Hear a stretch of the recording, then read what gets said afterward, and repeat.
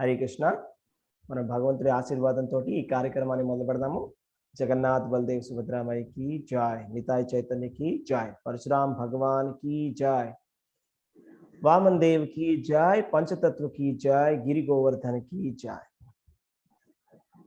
ओम अज्ञानतिमिरान्धस्य ज्ञानाञ्जनशलाकया चक्षुरुन्मीलितं येन तस्मै श्री गुरवे नमः। नमो ओं विष्णुपादाय कृष्णपृष्ठाय भूतले श्रीमते भक्तिवेदांत स्वामिनिति नामिने। नमस्ते सारस्वते देवे गौरवाणी प्रचारिणे निर्विशेष शून्यवादी पाश्चात्य देश तारिणे। जय श्री कृष्ण चैतन्य प्रभु नित्यानंद श्री अद्वैत गदाधरा श्रीवासादि गौर भक्त वृंद। हरे कृष्ण कृष्ण कृष्ण हरे हरे, हरे राम राम राम हरे हरे। హరే కృష్ణ. మనం 4వ అధ్యాయం చెప్పుకుంటున్నాము, దివ్య జ్ఞానము. ఈ అధ్యాయం యొక్క పేరు అన్నమాట. ఇవాళ చెప్పుకోబోయే శ్లోకం వచ్చేసి 13వ శ్లోకము. చాతుర్వర్ణ్యం మయా సృష్టం గుణ కర్మ విభాగశః తస్య కర్తారమపి మాం విద్య కర్తారమవ్యయం. ప్రకృతి త్రిగుణములు తత్సంబంధిత కర్మలను అనుసరించి మానవ సంఘము నందలి చాతుర్వర్ణ్యములు నాచే సృష్టించబడినవి. ఈ విధానమునకు నేనే కర్తనైనను అవ్యయుడగు నగుటచే అకర్తగానే నన్ను నీవు తెలిసి కొనుము.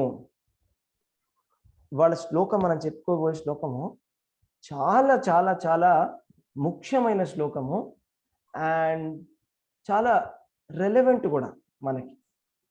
సో ఇవాళ మనకి హిందూ ధర్మము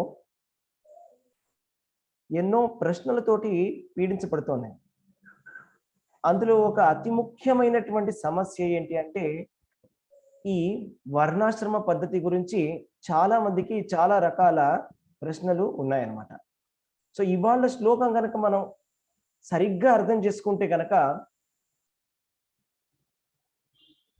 వేదాల్లో చెప్పినటువంటి వర్ణాశ్రమ పద్ధతి అంటే ఏమిటి, దాని లక్ష్యం ఏంటి, దాన్ని ఎవరు తయారు చేశారు, అది మనం ఫాలో చేస్తే వచ్చేటువంటి బెనిఫిట్ ఏంటి, అది మనం ఫాలో చేయకపోతే అయ్యేటువంటి ప్రాబ్లం ఏంటి, ఇవన్నీ కూడా మనం తెలుసుకుందాం.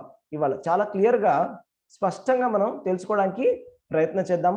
సో అందరూ దయచేసి చాలా జాగ్రత్తగా వినండి. సో మొట్టమొదటిగా ఒక్క ప్రశ్న ఏంటంటే, మన సమాజంలో ఉండేటువంటి కుల వ్యవస్థ మరియు వర్ణాశ్రమ వ్యవస్థకి తేడా ఏమిటి, ఇది మనం మొట్టమొదటిగా తెలుసుకోవడానికి ప్రయత్నం చేద్దాం. రకరకాల కులాలు అనేవి మన సమాజంలో విభజించబడ్డాయి. అది మనమే తయారు చేసుకున్నాం. అంటే ఈ కులాలు ఈ కులాలు ఈ కులాలని అది మనుష్యులు తయారు చేసుకున్నటువంటి కులాలు అన్నమాట. కానీ ఇక్కడ ఏం చెప్తున్నా అంటే భగవంతుడు ఈ 4 వర్ణాల పద్ధతిని నేను సృష్టించాను అని చెప్తున్నాడు అన్నమాట. అంటే 4 వర్ణాల పద్ధతిని భగవంతుడు సృష్టించాడట. అదే కులాలు అనేవి మనం సృష్టించుకున్నాం అనమాట.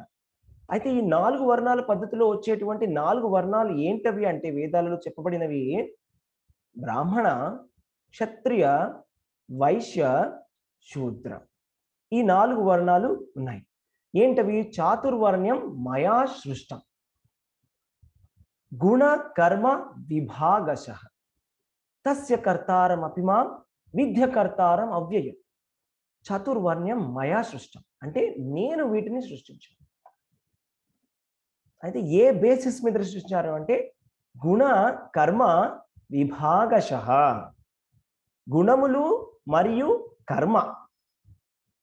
అంటే ఒక మనిషి ఏ వర్ణానికి చెందినటువంటి వాడు అని తెలుసుకోవాలి అంటే గనక ఆ మనిషి యొక్క గుణము ఎలా ఉన్నది, ఏ గుణములో ఆ మనిషి ఉన్నాడు అని తెలుసుకోవాలి. భగవద్గీతలో చెప్పినటువంటి విషయం ప్రకారం 3 గుణాలు ఉన్నాయి. సత్వగుణము, రజోగుణము, తమో గుణం. సో ఒక మనిషి యొక్క గుణాలని మనం పరిశీలించి ఈ మనిషి ఏ వర్ణములో ఉన్నాడు అని మనం తెలుసుకోవచ్చు అన్నమాట. అయితే సత్వగుణములో ఉండేటువంటి మనిషిని బ్రాహ్మణుడు అని పిలుస్తారు.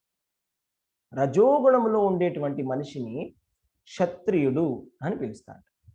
అదే రజస్తమో గుణములు అంటే రజస్సు మరియు తమస్సు, అంటే రజస్సు ఎక్కువగా ఉన్నది, తమో గుణం కూడా ఉన్నది కొద్దిగా. అలా కలిసి మిశ్రితమైనటువంటి గుణములు ఉన్న మనిషిని వైశ్యుడు అని పిలువబడతారు. అదే కనుక తమో గుణంలో ఉండేటువంటి మనిషిని శూద్రుడు అని పిలువబడతారు అన్నమాట. అయితే మనం తెలుసుకోవాల్సిన విషయం ఏంటంటే ఇక్కడ ఒక హైకోర్టు జడ్జి ఉన్నాడు అనుకోండి. ఆ హైకోర్టు జడ్జి యొక్క పిల్లాడు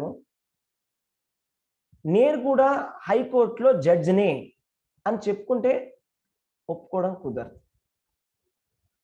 హైకోర్టు జడ్జి యొక్క పిల్లాడు హైకోర్టులో జడ్జి అవ్వాలంటే ఆయన మొట్టమొదటిగా యూనివర్సిటీలో వెళ్ళి జాయిన్ అవ్వాలి, అయ్యి డిగ్రీ సంపాదించాలి, డిగ్రీ సంపాదించి ప్రాక్టీస్ చేయాలి, ప్రాక్టీస్ చేసి ఆ క్వాలిఫికేషన్ని సంపాదించుకోవాలి. ఆ క్వాలిఫికేషన్ సంపాదించిన తర్వాత అప్పుడు ఎస్ ఇతను హైకోర్టు జడ్జ్ అని చెప్పచ్చు.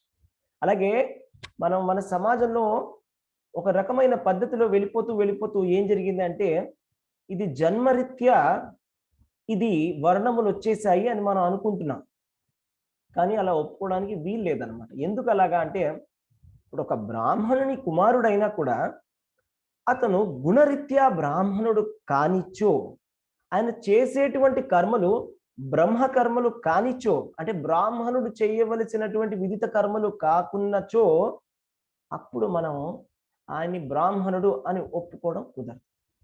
అలాగే కూడా ఇతర వర్ణములలో పుట్టినటువంటి ఒక మనిషి గనక సత్వగుణములో ఉంటూ సాత్వికమైనటువంటి పనులు చేస్తుంటే అతన్ని మనము బ్రాహ్మణుడి కింద మనం ఒప్పుకోవచ్చు. అయితే ఈ వర్ణములన్నిటి గురించి మనం పక్కన పెడితే ముఖ్యమైనటువంటి విషయం ఏంటి అంటే ఎవరైనా కూడా కృష్ణ భక్తి చేస్తే వాళ్ళు బ్రాహ్మణులు అవ్వగలరు. బ్రాహ్మణులు అవ్వడమే కాదు, ఈ 4 వర్ణాలని దాటగలరట. శుచి హోయ్ ముచి యది కృష్ణ జజే, ముచి హోయ్ శుచి యది కృష్ణ భజే. ఇది బెంగాలీలో ఒక శ్లోకం, చైతన్య చరితామృతంలో వచ్చింది.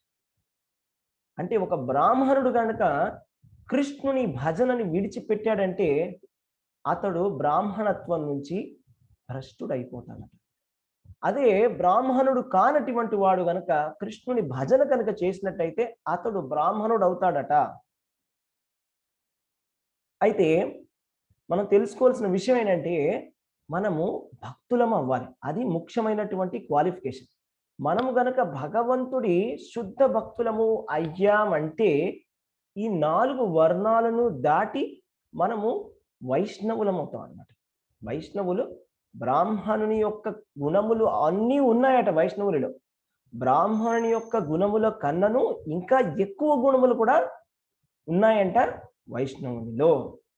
సో అలాగా మనం ఇది తెలుసుకోవాలన్నమాట. బ్రాహ్మణుడు అంటే బ్రహ్మజ్ఞానము తెలిసినటువంటి వాడు బ్రాహ్మణుడు. బ్రహ్మజ్ఞానము అంటే వేదములలో చెప్పినటువంటి జ్ఞానం.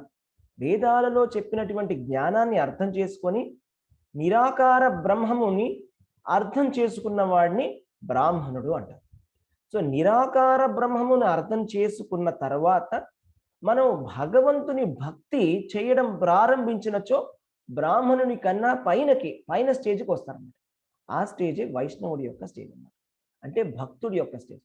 ఎప్పుడైతే ఒక మనిషి భక్తుని యొక్క స్టేజ్కి వస్తాడో అప్పుడు భగవంతుడికి ప్రీతిపాత్రుడు అవుతాడన్నమాట.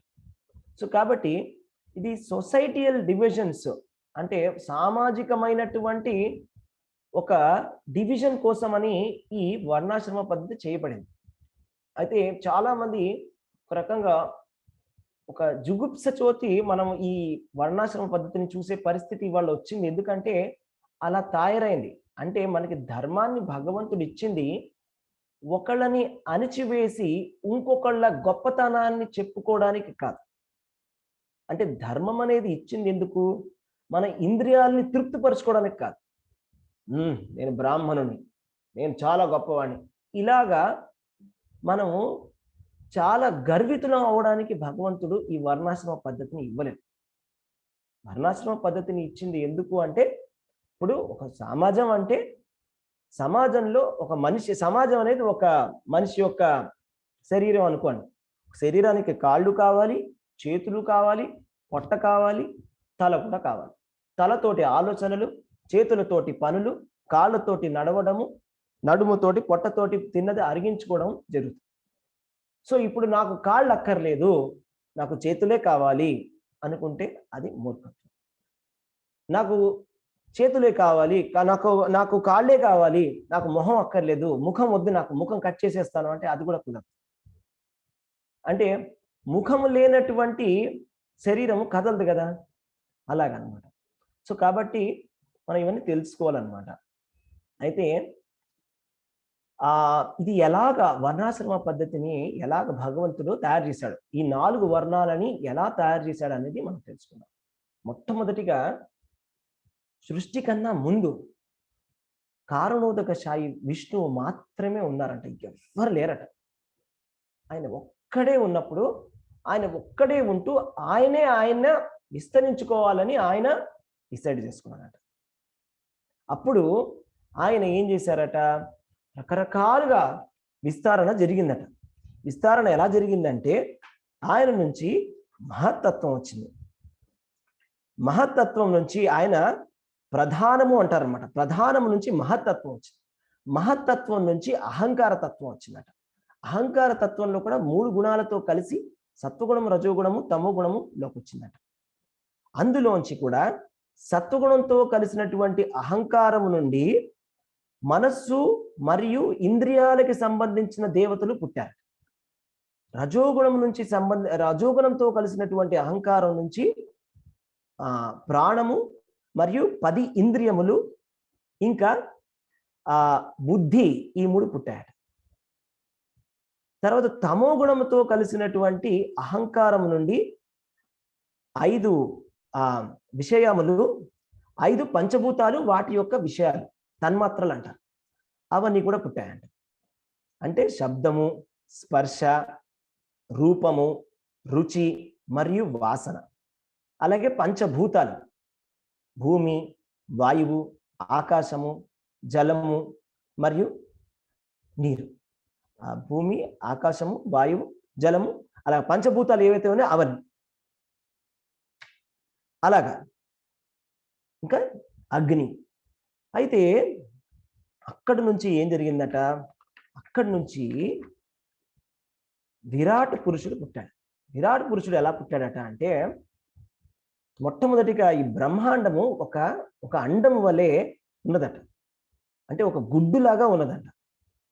ఆ గుడ్డులోకి భగవంతుడు విరాట్ పురుషుని వలె అందులో ప్రవేశించాడట.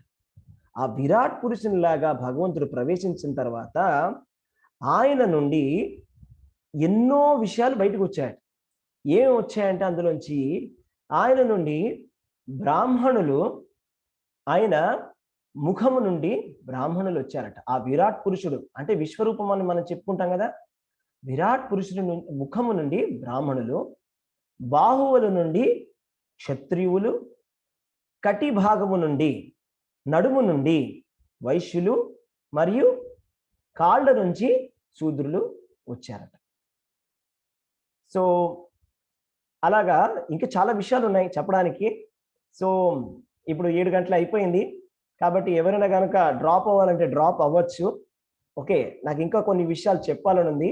మీరు కనుక ఉండాలి, వినాలి అనుకుంటే కనుక మీరు ఉండొచ్చు. మీకు లేట్ అవుతుందంటే మీరు డ్రాప్ అవ్వచ్చు. ఓకే, హరే కృష్ణ. సో అయితే ఇక్కడ చాలా ఇంట్రెస్టింగ్గా ఉందండి ఇక్కడ విషయాలు. అయితే ఏం జరిగిందట, అక్కడ ముఖము నుండి బ్రాహ్మణులు వచ్చారట. అయితే ఈ బ్రాహ్మణుల యొక్క పని ఏంటి అంటే మిగతా వర్ణముల యొక్క గురువులు బ్రాహ్మణులు. అదనమాట. అంటే బ్రాహ్మణుడు ఎవరు అంటే ఎప్పుడు కూడా 6 కర్మలలో నియతుడై ఉంటాడంట. షట్కర్మ అంటారన్నమాట. ఏంటి అంటే భగవంతుని యొక్క పూజలు చేయడం, భగవంతుని యొక్క పూజలు చేయించడం, వేదాలని చదవడం, వేదాలని చదివించడం అన్నమాట. దానములను ఇవ్వడము, దానములను పుచ్చుకొనడము. ఈ 6 విషయాలు కూడా బ్రాహ్మణుడు చేస్తారట. అయితే తర్వాత ఆయన విరాట్ పురుష విశ్వరూపుని నుంచి వచ్చినటువంటి బాహువుల నుంచి వచ్చినటువంటి వర్ణం ఏంటి అంటే క్షత్రియులు. ఓకే, క్షత్రియుల యొక్క లక్షణం ఏంటి అంటే వాళ్ళు అందరికీ గనక రక్షణ కల్పిస్తారట. అంటే మొత్తం సమాజానికి రక్షణ కల్పించేది ఎవరు అంటే క్షత్రియులు. వాళ్ళకి కూడా కొన్ని నియమాలు ఉన్నాయి. వాళ్ళు ఎలా ఉండాలి అని చెప్పేసి అన్ని కూడా వాళ్ళకి డ్యూటీ నియమాలన్నీ కూడా చెప్పున్నాయి అన్నమాట. భగవద్గీతలో, భాగవతంలో, వేదాలలో అన్నిట్లో చెప్పున్నారు. ముఖ్యంగా క్షత్రుడి యొక్క లక్షణం ఏంటంటే రజోగుణంలో ఉంటాడు అండ్ అందరినీ పరిపాలిస్తుంటాడు. ఎప్పుడు కూడా దానాలు ఎవరి దగ్గర పుచ్చుకోడు, అందరి దగ్గర కూడా ట్యాక్సెస్ తీసుకొని బతుకుతాడు అనమాట. అంటే ఒక సొసైటీని మెయింటైన్ చేసి వాళ్ళు ఇచ్చే ట్యాక్సెస్ మెయింటైన్ చేస్తాడు. మన బ్రాహ్మణుల దగ్గర ట్యాక్స్ తీసుకోడు, బ్రాహ్మణుల యొక్క నిర్దేశాన్ని పాటిస్తూ సమాజాన్ని రక్షిస్తాడనమాట. అలాగే అయితే వైశ్యులు ఏం చేస్తారంటే వాళ్ళు బిజినెస్ చేస్తారట. బిజినెస్, ఇంకా గోరక్షణ, కౌ ప్రొటెక్షన్ అండ్ ట్రేడ్, వాణిజ్యం. ఇంకా ఏం చేస్తారట అంటే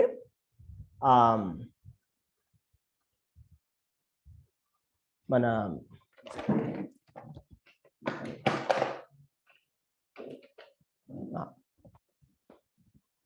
వాళ్ళు ఇంకా ఏం చేస్తారంటే వాళ్ళు కృషి, గోరక్ష, వాణిజ్యం అంటే వాళ్ళు చేసేది ఫార్మింగ్, అగ్రికల్చర్ చేస్తారు, వ్యవసాయం చేస్తారన్నమాట.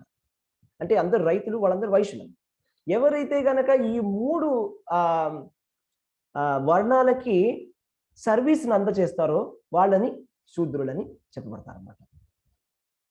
సో ఎవరేమైనా కూడా వాళ్ళందరూ చేయాల్సిన విషయం ఏంటి అంటే కనుక అది చాలా స్పష్టంగా చెప్పుకోలేంది. ఏంటంటే ఏతే వర్ణా స్వధర్మైన యజంతి స్వగురుం హరిం శ్రద్ధయాత్మ విశుద్ధ్యార్థం యజ్జాతాః సహ వృత్తిభిః.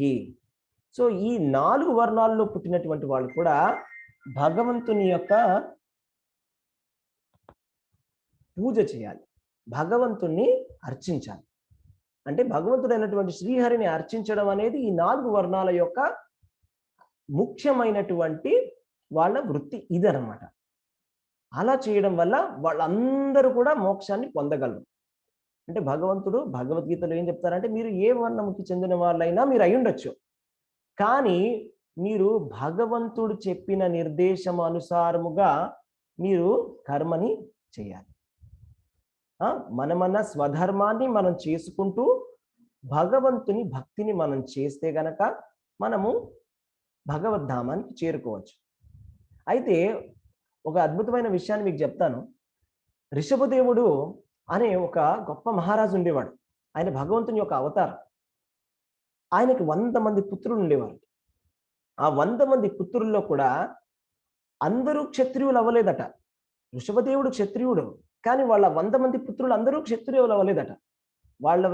అందులో 10 మందే క్షత్రియులు అయ్యారట. అందులో 9 మంది మహాభాగవతులు అయ్యారట.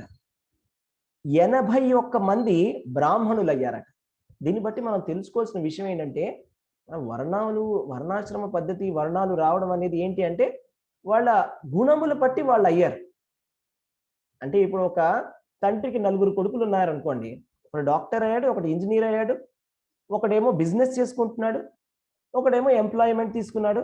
అలాగా రకరకాలుగా ఒక్కొక్కరు వాళ్ళ గుణములు బట్టి వాళ్ళ ఇంట్రెస్ట్ బట్టి వాళ్ళు ఒకటి తీసుకున్నారు ప్రొఫెషన్.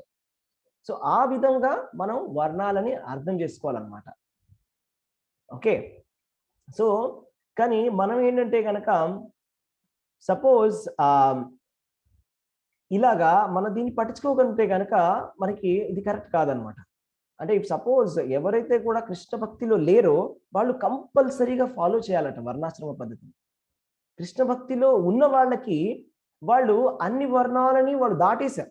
ఎందుకంటే వాళ్ళు అన్ని గుణాలని దాటేసి శుద్ధ సత్వ గుణంలో ఉంటారు కాబట్టి వాళ్ళు ఎటువంటి పని చేసినా ఏం ప్రాబ్లం లేదు. అది కృష్ణ భక్తి యొక్క గొప్పతనం అదనమాట. సో అంటే మనం భగవంతుని భక్తిలో నిరతులయ్యి భగవంతునికి శరణాగతులైతే మనం చేసి ఎటువంటి పనైనా ఏ ప్రాబ్లం లేదు. అయితే కనుక కానీ ఎవరైతే కనుక కృష్ణ భక్తిలో లేరో వాళ్ళు మాత్రం కంపల్సరీగా ఈ వర్ణాల పద్ధతిని వాళ్ళు ఫాలో చేయాలి. వాళ్ళు ఫాలో చేయకపోతే కనుక వాళ్ళకి ఇచ్చినటువంటి మంచి అవకాశం ఈ వర్ణాశ్రమ పద్ధతి. ఎందుకు ఇచ్చారు ఈ వర్ణాశ్రమ పద్ధతి అంటే మనని మనం పవిత్రీకరించుకోవడానికి మన పనులతోటే మనకి నచ్చిన పనులు అంటే మనకున్నటువంటి గుణములతోటి మనకి ఏ పనులు అనుగుణంగా ఉంటాయో అటువంటి పనులే మనకి వేదాలలో ఇచ్చినటువంటి నియమాలని పాటిస్తూ మనం చేయొచ్చు. చిన్న ఎగ్జాంపుల్ మనం క్లోజింగ్గా ఏం చెప్పుకుంటాం అంటే ఇప్పుడు ఒక మనిషికి రజోగుణంలో స్వభావంలో ఉండే మనిషికి హింస ప్రవృత్తి అనేది ఉంటుంది ఆ మనిషిలో. సో హింస ప్రవృత్తి ఉన్న మనిషిని కనుక మనము బ్రాహ్మణుడి కింద ఎలా పెట్టగలం? అదే కనుక అతన్ని మనము ఒక ఆర్మీలో జాయిన్ చేసామనుకోండి, హింస బాగా చేయడం చాలా ఆయన గుణమే అలా ఉంది. ఇప్పుడు ఆర్మీ ఆఫీసర్లో ఉన్నారనుకోండి, ఇప్పుడు ఆయన ఒక 1000 మందిని చంపాడు అనుకోండి శత్రువుల్ని, ఆయనకు ఒక గొప్ప అవార్డు వస్తుంది. దానికి ఎటువంటి పనిష్మెంట్ లేదు. అది వేదాల్లో కూడా చెప్పినటువంటి విషయం. Very good. మీరు కనుక ఆర్మీలో మీరు కనుక యుద్ధంలో మీరు హింస చేస్తానంటే చేయండి. యుద్ధంలో మీరు చేయండి, ఎక్కడ పడితే అక్కడ బయటగా. సో నియమాల ప్రకారం హింస చేస్తారు. అలాగా ఆ మనిషి రజోగుణంలో ఉన్నా కూడా ఆ మనిషి ఆ వేదిక్ రూల్స్ ని ఫాలో చేయడం వల్ల ఆయన పవిత్రీకరింపబడుతున్నాడు, నిదానంగా భగవంతుని వైపు వెళ్తున్నాడు. అలాగే ఒక బ్రాహ్మణుడు క్షత్రియుడు అవడానికి ప్రయత్నం చేయకూడదు కృష్ణ భక్తి లేకుండా. ఎందుకంటే బ్రాహ్మణుడు బై నేచర్ చాలా అహింస మార్గంలో ఉంటాడు. అటువంటి వాడిని మనం కూర్చోపెట్టి ఆర్మీలో కూర్చోపెట్టి ఇప్పుడు వీడిని చంపు అంటే చంపలేడు అన్నమాట, చంపలేకపోతాడు. అదే ఇక్కడ అర్జునుడు కూడా క్షత్రియుడు అయ్యుండి ఆయన ఏం చెప్తున్నాడు, అన్ని వదిలేసి నేను ఒక బ్రాహ్మణుడు అవుతాను అంటాడు అన్నమాట. నేను వదిలేసి అన్నిటిని వదిలేసి భిక్షం ఎత్తుకుంటాను అంటాడు. సో భగవంతుడు దానికి ఒప్పుకోవట్లేదు అనమాట. శ్రేయాన్ స్వధర్మో విగుణః పరధర్మాత్ స్వనుష్ఠితాత్ స్వధర్మే నిధనం శ్రేయ పరధర్మో భయావహ. అంటే మన ధర్మము మనం తప్పుగా చేసినా పర్వాలేదండి, పక్కవాడి ధర్మం మనం చేయడానికి ప్రయత్నం చేయకూడదు అని భగవంతుడు చెప్తున్నాడు. ఎందుకంటే పరధర్మో భయావహ. అంటే ఒక బ్రాహ్మణుడు క్షత్రియుడి యొక్క పని చేస్తే తప్పైపోతుంది, క్షత్రియుడు బ్రాహ్మణుని యొక్క పని చేస్తే తప్పు. సో ఇదంతా కూడా మనం కరెక్ట్గా అర్థం చేసుకోవడానికి మనం ప్రయత్నం చేద్దాము. సో కానీ అన్నిటికన్నా ముఖ్యమైనటువంటి విషయం ఏంటంటే సర్వధర్మాన్ పరిత్యజ్య మామేకం శరణం వ్రజ అహం త్వాం సర్వ పాపేభ్యో మోక్షయిష్యామి మా శుచ. సో మనం భగవంతుని యొక్క శరణాగతి కనుక చెందితే అది అత్యుత్తమైనటువంటి పవిత్రీకరణ విధి. అంతకన్నా ముఖ్యమైనటువంటి విధి ఇంకొకటి లేదన్నమాట. సో అది అండర్లైన్ పాయింట్ మన ధర్మంలో. ఇది ఒక్కటి మనం తెలుసుకోగలిగితే మనం కరెక్ట్గా మన లైఫ్ని మనం లీడ్ చేయొచ్చు. హరే కృష్ణ. ధన్యవాదాలు అందరికీ. ఎవరికైనా ప్రశ్నలు ఏమైనా ఉంటే అడగచ్చు. హరే కృష్ణ. ప్రభుజీ హరే కృష్ణ ప్రభుజీ. హరే కృష్ణ. హరే కృష్ణ.